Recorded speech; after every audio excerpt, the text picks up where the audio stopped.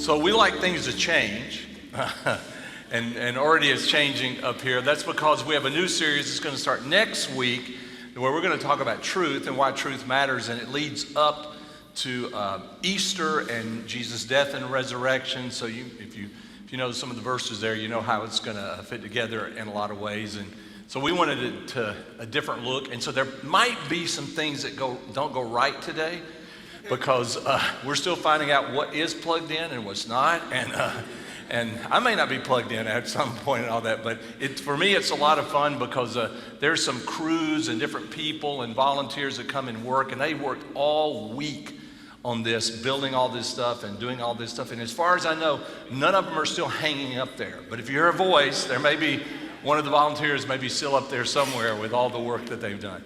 This series, I love this because when you start talking about building family values, I mean, we all can relate. You know, there are certain things that we want to build our life upon, and families are characterized by, what matters to that family, and lives are characterized the same way. What matters to you, what counts, what you can continue to pursue. And so today I want to talk about how you finish your race in life, because it certainly makes sense. I'm not a big cliche person.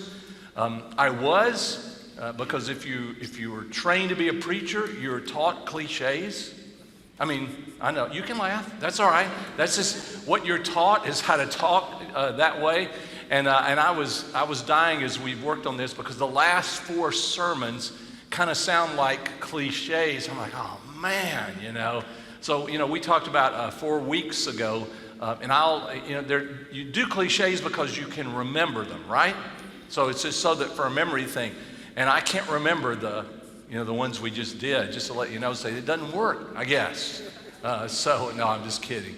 But we talked about, how to fight your battles last week. We talked about how to frame your circumstances, and we talked about how to fill your life. And so today we're going to talk about how to finish your race. When I was running track, my brother got me to go in the 9th grade run track, and he was always the one that pushed me into things, and I'm forever grateful to him for that. And so I could not, I wasn't really a sprinter. I wasn't that fast. As a 9th grader, they weren't sure, how much distance you were going to run. I got a chance to do pole vault, and I know this because my son, he became a pole vaulter. But, and I asked one time, why is he a pole vaulter? He said, well, we let everybody that want to try pole vaulting try it. You run with the pole, you hit the pit with the pole, you go up, and the ones that weren't afraid to try to turn upside down and go over the bar, we say, okay, you're in, and the rest of you are out. And I said, well, I was the one out, just when I did it, because they gave me an aluminum pole back then. I ran, I hit the pit, went up, and I held onto the pole. I'm like, what do you mean? Turn upside down and go over the bar. That's dangerous. Why would you do something like that? So I went all the way up and came all the way back down on the pole, And I thought I should be given points for that, but they didn't agree to that. So they put me in the 440. Back then that was a 440 yards. It's a 400 meter now, and that was considered more of a mid-distance race. Now it's a sprint. And one of the things I learned is the coaches were impressed with how you finished. So I decided, why run hard, but finish fast? And I thought that would impress them. Then I learned this: the coaches are smarter than that. They're like, okay, yeah, you finished well, you ran really fast at the end and crossed the finish line, but you're like 20 seconds behind everybody else. And they don't give awards, for how you finish in the sense of your speed or how you start. It's the overall time, right? You realize that in life? There's a way that it's measured, and there's a way that rewards, come in life. And so you have to run the race. And I always tell people, listen, you can't finish well if you haven't started the race, if you haven't trained for the race. And that's part of the values that we talk about. And then part of it is, and then you want to finish the race, because nobody gets an award if they don't finish the race. Paul likes to talk about that as one of his examples also. He uses the games in his day, and he says, that if you don't finish, you don't get a wreath, any kind of recognition and all, because that's the whole point of it. And it is for us also. But I want to give you a little bit different perspective on finishing the race from a place in the Old Testament. Before I do that, I want to kind of ask a few questions or get you to think about a couple things. First of all, can you think of someone that you really admire, how they live their life, and you say, I would love to be like that person. You don't have to point at them in here or call their name, but can you think of someone like that? Yeah, you probably can. Because we all had people like that in life, that we liked some things about them. And then the second question is this: so what are those things that you liked about them? Did you like the fact, that they were trustworthy, that, they would tell the truth, that they were successful, in the things that they did, or they really cared about people? Maybe you admired about them that, they weren't so hung up on themselves so much, and it sort of freed them to be a different kind of person. Yeah, of course. And then I did put it in your outline, this little hint. It's in a different color in your outline. It's a little bit smaller. And that is the best way for me also, to affect my world or my generation or the part in time that I live in. The best way to do that is to finish your race well. That you're still running, you're still pursuing, at the end, the things that you knew were important at the beginning. And you don't quit, you don't give up, you haven't become disillusioned, but you're still pursuing those things. And then one last question as we look at this. What if God is preparing your life for a great finish? What if God, He has plans for you and for your life? And I know a lot of people think, well, I'm not sure I believe that, or I'm not sure I know what those are. And I think there are reasons for that, sure. But the Bible seems to have this message and this understanding, and especially this story we're going to look at, that God has plans for you. And the problem is the plans that He has for you and what your life would mean and how it would matter and what the difference it would make are not necessarily what the culture thinks you should be. Might not be even what you think, you should be. But God has His own plans. And of course, God is willing to work with those things and try to accomplish those things if you and I decide, yeah, I'm with you. I understand what's important. I understand what you value. Not perfect. Plenty flaws, in all of us. But we're kind of attached to that, to who God is. And now let me take you to one of the stories in the Old Testament. One of my favorite stories in the Old Testament, book of Genesis, is a guy named Joseph. You like Joseph?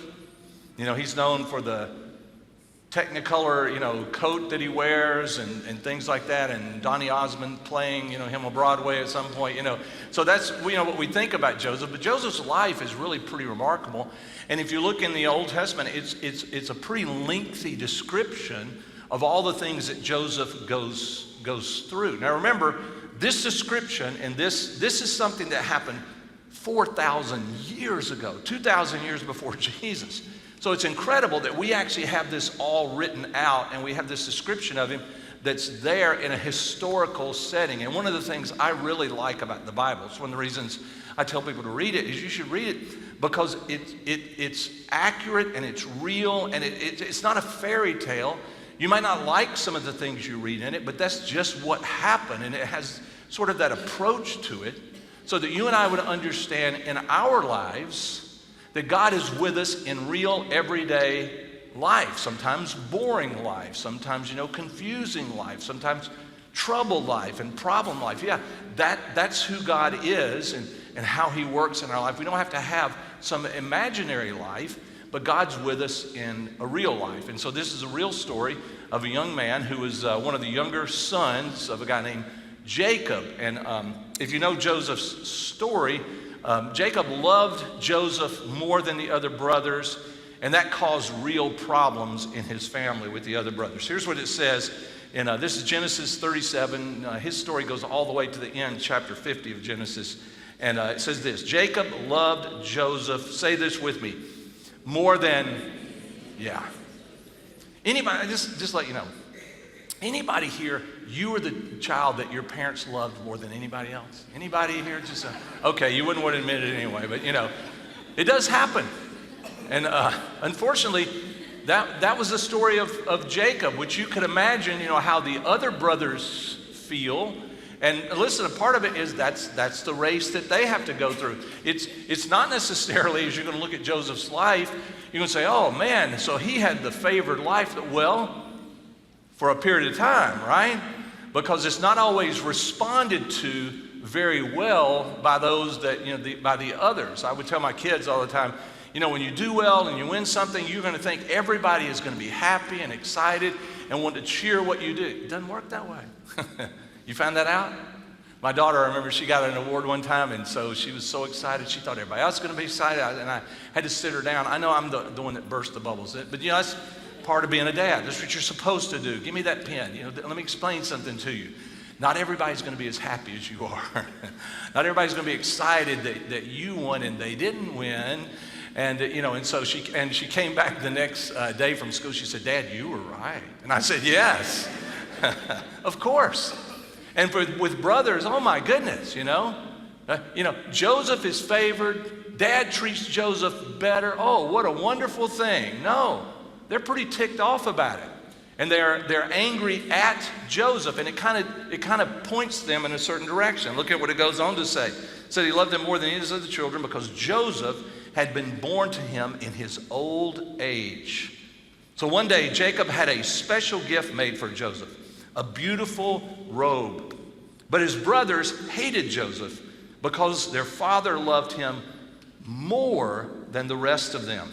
They couldn't say a kind word to him. And it's one of those things where they couldn't even deal with Joseph by the time he's a teenager. He's 17 at this time. They couldn't even deal with him, see him, address him, look at him without just being angry and bitter. And then it says the next paragraph to him, one night Joseph had a dream. And when he told his brothers about it, boy, they loved him all the more. Okay, that's not what it says, is it? You just threw fuel on the fire. Are you kidding me? You have this dream, and if you want to go back and if you want to read the dream, it's actually, God is giving Joseph a dream, but as Joseph relates it, he relates it with such enthusiasm.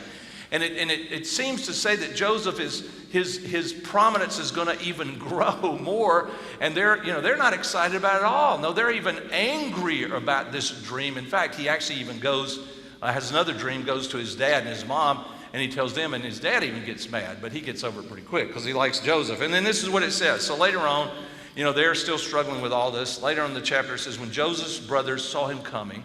Now, this is because Joseph stayed at home most of the time. The brothers were out tending the flocks, and they were moving them around to better places to eat. And Jacob would send Joseph to sometimes take supplies, check on them. But a lot of what he was doing is, hey, go check on them. I know they're doing bad things. Come back and tell me the bad things they're doing. That's just kind of how Jacob looked at the other brothers, and they kind of fit that bill. He says, so when they saw him coming, they recognized him in the distance. As he approached, they made plans to do what? Yeah, we're going to get rid of him. Because if we could get rid of Joseph, our lives would be so much better. Really? So you think if you kill your brother, that will take care of the problem, and all of a sudden you'll be loved by your father because you killed your brother, and everything will be so much better. And think about it. Isn't it funny how we think of things like that? And we just see what we don't like, and we think, man, if I could go in and destroy that or tear that down or get, man, just think about how much better life would be. And we really don't think it all the way through to realize, no, it wouldn't make it better. It would only make it worse. It'd only pile and heap on more. And I understand, because if there's somebody, here, and you're already thinking about the same thing, if I could just get rid of it, okay, listen, you might want to recheck those thoughts. Because it won't work out the way you think or the way you would like it to work out, more than likely. So that's where they were. So as he approached, they made plans to kill him, and they say, here comes that what? See, that's not positive. That's negative. Here comes that dreamer. Yeah, he has, and it's his dreams that matter. And that's kind of a slam, to him. They said, come on, let's kill him. Let's throw him into one of these cisterns. Cisterns were either natural holes in the rock, part of the wilderness, or they'd been dug out so that when it would rain, it would fill with water and you'd have a place where you could, make sure you could find water. We can tell our Father, a wild animal has eaten him, then we'll see what becomes of his what? Yeah, in other words, we can deal with his dreams. We know how to affect those dreams. So instead of killing him, one of the brothers kind of comes up with an idea to sell him instead to some traders. These were Ishmaelites who would take people and sell them, especially they're going down to Egypt, as slaves. And people would buy those slaves, they would get paid for it. So they sell Joseph to be taken down to Egypt, go back, of course, and tell their father, he's been killed. They actually take even his coat, put some blood on it from an animal and say, look, unfortunately, and his dad just grieves and grieves. I mean, just like in one of those cisterns. I mean, he's just dropped down into a hole in life because of the loss of his favorite, most beloved son. And then later it picks up this story of Joseph a couple chapters later where he is actually sold. And this is what it says in chapter 39. It says, when Joseph was taken to Egypt by the Ishmaelite traders, he was purchased by, and here's the guy's name, Potiphar. Now, who is Potiphar? He says Potiphar is an Egyptian officer. In fact, he's not just any Egyptian officer. Potiphar was captain of the guard for Pharaoh, the king of Egypt. So Potiphar is a very special man. Potiphar is a very powerful man. And I know that Joseph would not have thought about this at the time. But Joseph doesn't just get sold to anybody. He gets sold to someone who is very close to the Pharaoh of all Egypt. Now, the reason I say this is because already there's this kind of question or this wondering, I wonder if that's going to be significant. I wonder if that's going to make a difference. And sometimes when you lose the sense that God is watching after you, or you've forgotten who God is, you miss these details. You don't see what God might be doing as he moves you to a place that you don't want to go, but that it might actually be better than where you were before. And that will be true for Joseph's life. Because look in the very next chapter. Here's what he says in verse number 2. He says, and this is so pivotal. That's why I underlined it in your outline. The Lord was what? He was with Joseph. So Joseph may have wondered, is God with me? The text, the writer is trying to say, but the Lord was with him. And then he's going to go through a lot of things that show you that God was with him and why that mattered. But he's doing this because he's trying to help us understand the difference in life. It is not about where you are, who you work for. The difference is this one thing, if you understand who God is. Is God with you or is God not with you? I think the Bible's pretty clear that God wants to be with us. God makes plans, he does things.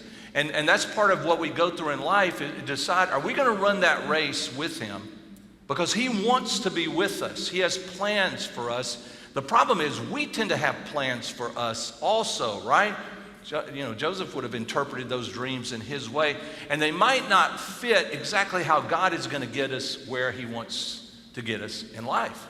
And that makes it, so much more of a struggle so many times. So he says, the Lord was with Joseph. So catch this, because the Lord is with him, he succeeded in everything he did. But then he adds this, as he served, because this is what he's doing when he ends up in Egypt, as he served the home of his Egyptian what? Wow. Now think about how that would confuse him. In fact, it might confuse you. Because Joseph looks around and says, yeah, I work for, a guy who works for the Pharaoh. He doesn't believe in Jehovah. He doesn't believe in the God I believe in. He believes in these Egyptian guys. He's very powerful. Potiphar was probably very arrogant because that was the position that he had. He can do anything he wants to do within reason because of his power. And how is this a good thing that this man now owns me? That this man now owns me. In fact, what he could have done is he could have decided, I'm not going to cooperate with him in anything he wants to do. Why? Well, because, it's not what Joseph does. He serves him. In fact, it's an amazing training ground for Joseph. Joseph serves him well. Joseph learns, he grows, and there was a whole lot for Joseph to learn from this very powerful, very highly educated, very accomplished person in Egypt. So he works for this Egyptian master, and it says in verse number 3, guess what? Potiphar, what? He noticed. What does he notice? He knows Joseph's success. He notices Joseph's attitude, how he works, how he applies himself.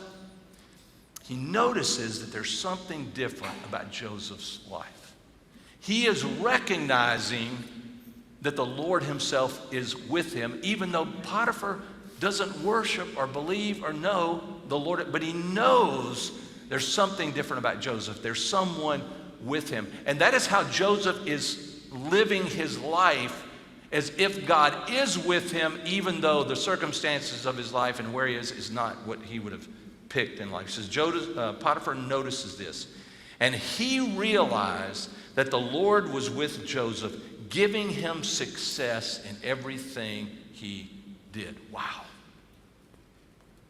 I mean, what an impact Joseph's life is already making. And why is his life making this impact? Because the Lord is with him. And because the Lord is with him, he serves his pagan Egyptian master with everything that he can to make him successful, and he becomes more prosperous and more successful because of Joseph. He owns Joseph. He says, this pleased Potiphar. So he soon made Joseph his personal assistant. He put him in charge of his entire household and everything he owned. From the day Joseph was put in charge of his master's household and property, the Lord began to bless Potiphar's household for Joseph's sake. All his household affairs ran smoothly. His crops, his livestock, they flourished.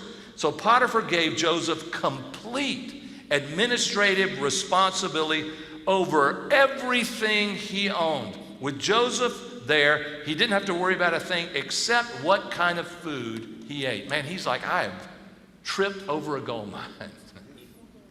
This Hebrew slave, there's something different about him. There's something different about, I guarantee none of the slaves that Potiphar owned served him the way Joseph served him. And so he wanted to know why. He noticed something different about his life. And Potiphar begins to see something about the Lord in Joseph's life. Now here's the struggle with it. Joseph may still have done what we might do. You say, yeah, but it's not right. Not fair. Not just. Why am I treated this way? Why am I a slave here? He still could have carried the bitterness, and I'm sure he did in some ways, of what his brothers did to him, and saying my life and the direction of my life is going to be determined by what they did. But Joseph also is learning, no, your life is going to be determined by what God intends to do in your life. And he's got to learn to trust that, hold on to that, run this race with his life, just like you and I have to do the same thing. Now I know you're saying, well, wait a minute, but if I did things the way you're talking about, nothing would ever change.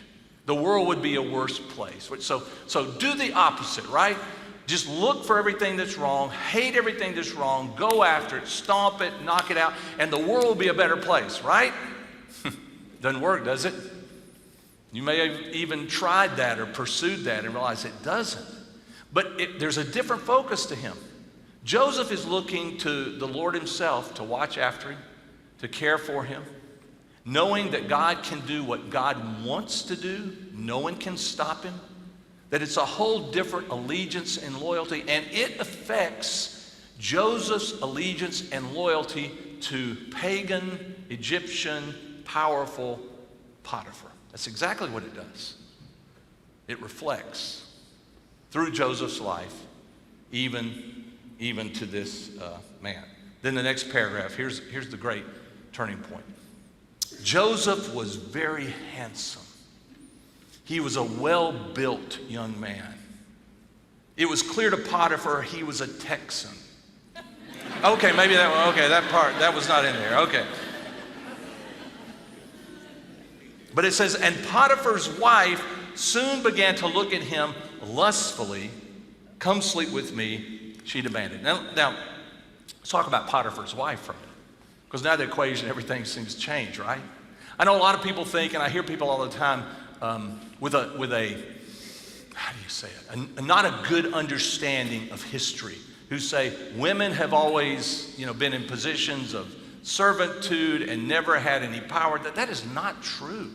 And this is one of those stories that, listen, if you look at this story, Potiphar's wife is one of the most powerful people in all of Egypt. And she uses Potiphar and his power to get what she wants and to do what she wants. She is more ruthless probably than he is in how she does things. And when she wants something, will Potiphar refuse her? You just read the story. Absolutely not. And she decides, this is what I want. I want the Hebrew slave. And so Joseph's in this dilemma. Okay, now what am I going to do? Because there was none of this, comes into play with Potiphar, but all of a sudden she comes into play, and her position and her power, there's no way I can match that or stand up to this. So he's going to be caught in this enormous dilemma in his life as far as what do I trust, what do I believe, and who do I listen to? And so this is what it says in verse number 8. It says, but Joseph refused. Look, he said, and it's great that he tries to reason with her. My master trusts me with everything in his entire household. No one here has more authority than I do. Well, except for her, right? But no one here has more authority than I do. He said, he has held back nothing from me except what? You. That's it. You're the only thing. Because you are his wife. How could I do such a wicked thing? It would be a great sin against, and here it comes again, he brings it back in. It would be a great sin against who? Who has watched after him. He's put him in this position. He could reason in the culture and say, this would be a smart move because I understand how the Egyptian culture works. This is probably not uncommon at all in the Egyptian culture. And the power broking that went on and people, So Joseph could have thought that way, except that Joseph still remembered there's a God in heaven who has watched after my life. Better plans for my life than I had. Because he has continued to be with me in the most difficult struggles and difficult situations. So what Joseph is saying is this: how can I in this situation not believe or trust the same thing? And how could I betray the one that God has put me here to serve? I can't do that. He trusts me. Wow. If you know the story, she is very powerful. In fact, she goes to her husband when he refuses, and she says, listen, he attacked me. He tried to when you were gone, to take advantage of me. And she turns him over to Potiphar, and you know what Potiphar does? She's right. Whatever she says, that's the only thing that matters. And it says that he boiled over with anger. He was absolutely furious. And he takes Joseph, and this is such an important part of the story when you read later on. He takes Joseph and he throws him in jail. It's not just any jail. He oversees a special jail for Pharaoh. It's a political jail. It's people who kind of live in the elite part of the kingdom, and this is a jail for them. He throws Joseph in that jail, probably because here I can still keep my eye on him. I bet Potiphar is still thinking, I bet I can still use Joseph because my whole life has changed with him in it. Maybe I can still work him and use him in some way to better myself. He answers to the jailer. Before too long, he's in charge of all the jail. A couple of people who work for Pharaoh, the baker and the butler, both fall on the wrong side of Pharaoh. They're thrown into jail. And all of a sudden, not by name, he's not named Potiphar, but it names his position.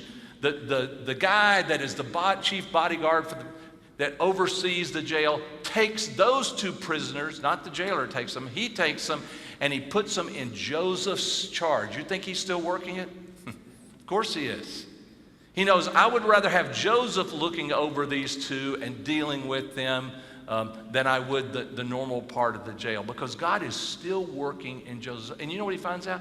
Joseph is still just as faithful in this position, even though he's been treated wrong once again, even though injustice has been there. His trust in God, his belief that God is working and God is leading him, still overcomes all of those things. Yeah, I think this is so important because I guess I would ask this question, how about you? How about me? Do we believe and do we trust God to that extent where even when things happen that it's not how we wanted it, it's not what we thought would happen, it's our tendency to say, look, believe in God, trust in God, and God will give you what you want. Well, listen, I would tell you this. The Bible says, believe God, trust in God, and God will give you better than what you want. That's the story of the Bible. It really is. I know you have your dreams and your plans and what you think would be just such a wonderful life, but God's are actually better than that if we allow Him to lead us and watch after us and we continue to put our trust in Him. We don't bail on the game, which Joseph could have done, but he doesn't. And if you know the story of Joseph, you know that's exactly what happens to him. He ends up at some point answering some dreams of Pharaoh because Pharaoh is like, got these dreams really upsetting me. Who can answer them? And those two guys, one of them is back and says, well, I know a guy in prison. He can answer dreams. And I love it because when he has Joseph, I hear that you can answer dreams. And Joseph, again, understands. Joseph says, I can't answer dreams. There's only one who knows. And it's the one that I serve. Tell me your dream, I'll take it to him, and we'll see what the answer is. Joseph's not, inflating himself in all this. He still knows who he trusts.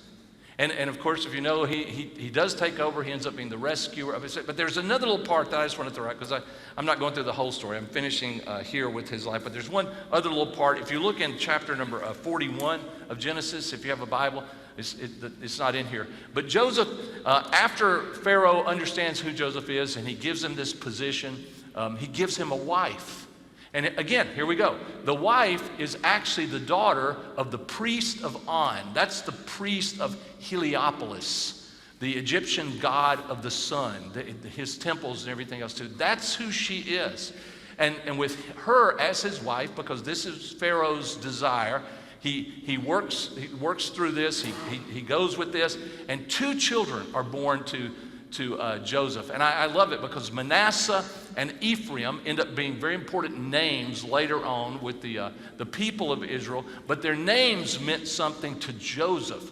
Manasseh means to him, God has made me forget my struggles and my difficulties. And he adds, and he's caused me to forget my family. You ever want to forget your family? That's Joseph's struggle. He's made me forget my family. And what he means by that, everything that they did to me, everything I've carried with me, he made me realize, no, he's better than that. He's done things that, my family could never do for me. I have a family with God himself that it's just better. And then Ephraim comes along, and then he does this. He even adds to this. He says, God has made me prosperous in the land of my iniquity or my struggles or my difficulties. Wow.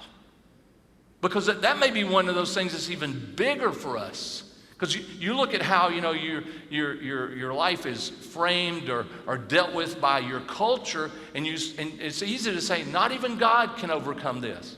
Hang on. Joseph says, oh yeah. Even not being my family, not being my land, the place where I was a big deal, I'm a bigger deal here than I was before. I have more here than I had before. And I think Joseph is going through a process.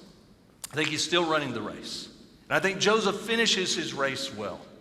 And I think near the end you see this with his brothers. I don't think he has forgiven them here. I think God has continued to change his outlook on life because of who God is, so that he gets to the point later when his brothers show up in Egypt, which has got to be traumatic. There they are again, right? I've done so well, and they show up again. Joseph's heart and his attitude is totally different toward them than it was before. And it's not because of their, please forgive me, and I did. It's not because of that. It's because of what God has done in his life and how God has watched after him and how God has continued to cause him to prosper and caused him to forget his distress and, yes, what his family did. He puts that change in his life. This is not in your outline, but there's a little line there about some of the struggles we go through. So here's what we tend to do. Let me just give you 3 things real quick. If you want to write these down, that'd be great. If you don't, hey, I'll be upset. But here we go. So we tend to get distracted, don't we? We tend to see other things and get into other things, and we just miss who God is. And it's understandable. There are a lot of distractions that come up in life. Jesus tells us one parable. We call it the parable of the seeds or the parable of the sower. It's where he pictures the gospel as being like seed that a farmer is scattering. And at one point he says that some of the seed fell among the thorny ground. And he actually interprets for his followers what this means. He says this means that the gospel falls, the message about who God is, how much he cares for us. But he says, but the cares, the anxieties, the worries, and the riches of life, it's funny he puts them together, crowd it out, and we forget it. We miss it. We don't understand what God is doing. Because those things just distract us. Second thing is we become discouraged. We do. Because it's not working out the way we thought it should work out, when what we should be doing is saying, God, show me how you want to work it out, which is what he's doing with Joseph. His plan's a whole lot better. You show me how you want it to work out. And that'll help me go through the grind and the struggle of everyday life, because it is a grind and a struggle, yeah, no doubt about it. But knowing that you're there and knowing that you have plans and reasons for this, show me that so I don't become discouraged in life. And then the final thing is, what happens is, we really fall to deceit. And we just become deceived thinking, there's not a God. Doesn't really care. God, there's no way he can change this or that or be bigger than this or that. And there's no way he would have plans, because I see this is needing to be fixed. And he's like, okay, yeah, but I've got plans, And we just become deceived, or we fall to this deceit that God doesn't care, that he's not moving, that he's not working. And the opposite is true. It is. Hey, plug for a movie. Anybody see the Jesus Revolution that just came out? Any hands? Good. Okay, a few people. I'll pray for the rest of it. No, it just came out this week, and it's a great movie. You should go see it, because it's kind of a story of a guy named Greg Laurie, who is still a preacher. He's kind of throwback to Billy Graham now that he's still in California. And Chuck Smith, who's passed away, but he started a church called Calvary Chapel. It's a great story. 50 years ago, during the Jesus movement, my life, I'm kind of a second or third generation out of that came out of that. But it's such a wonderful story. Here's why. Let me tell you why I like the movie so much and the story so much. Because they don't sugarcoat it. They don't make it like, they just tell you the good and the bad of the story. Because that's how God works. And he works in the good and the bad of your life. And through the struggles of your life, the things you don't like, the things that confuse you, he's not lost his ability or his compassion toward you or toward this world. He just looks for people that will trust him and believe him and keep running the race, despite those things. Here's what Paul writes in Ephesians, because Paul was a big one pushing for the same thing. He says in Ephesians 3, verse 13, he says, so I ask you, say this with me, not to become what? I know you said, but how do I do that? He says, I'm just telling you, don't be discouraged. Don't let this take over. He says, and he says, here's why you might be discouraged, because of the sufferings I'm going through on your behalf, or the sufferings that you're going through. But he adds, my sufferings are for what? Your glory. And in fact, let me tell you, your sufferings are also for your glory. Just like Joseph's were, because he goes through these things, it makes what God does with his life so much more pronounced. You're like, whoa. And it's because of God working in his life. Or here's one other verse. This is what Hebrews chapter 12, verse 3 says. If you want to keep from becoming faint-hearted and weary, think about his patience. He's talking about Jesus in this. Jesus' patience as sinful men did such terrible things to him. Yeah, hang on to that. Remember what he went through. And he went through those things so that he could break the hold that sin and death and the enemy has over our thinking and over who we are, so that we would understand the future that we have because of who he is and what he's done. Let's pray together. And just for one moment, I know that there could be things that sort of come up in your life and in your thinking, and you say, yeah, I know what you're saying, but and listen, if it's of God, it should challenge us, because that's what he does. He challenges us to see life differently from the way we would see life if he weren't around, and if he weren't active and alive, and if he didn't have plans. So maybe in this moment, you would think about, okay, God, here are some of those things that discourage me or distract me. You have to live life, but I don't want to miss the race that you have for me, what you want to use my life for. How maybe someone might look at my life and because I trust you, they might say, maybe I could trust him too. Maybe he has plans for me also. And God, would you give us strength? Would you renew us? It's so easy for us to forget and to miss it, become discouraged, even fall to, unfortunately sometimes, to like a pit of deceit, believe the wrong things. We want to trust you, Lord. We want to believe you. If you're here and you've never put your hope in Jesus Christ, it's just hard to go through a Sunday and not say, oh, the opportunity's there. He sent his son into this world so that you would know you are loved, that you have a rescuer. He has a plan for you. Yes, you're a mess. But there's something greater than your mess that wants to live in you and work in you because he has a greater future for you than you could have for yourself. You can say, Lord Jesus, come live in my heart. Thank you.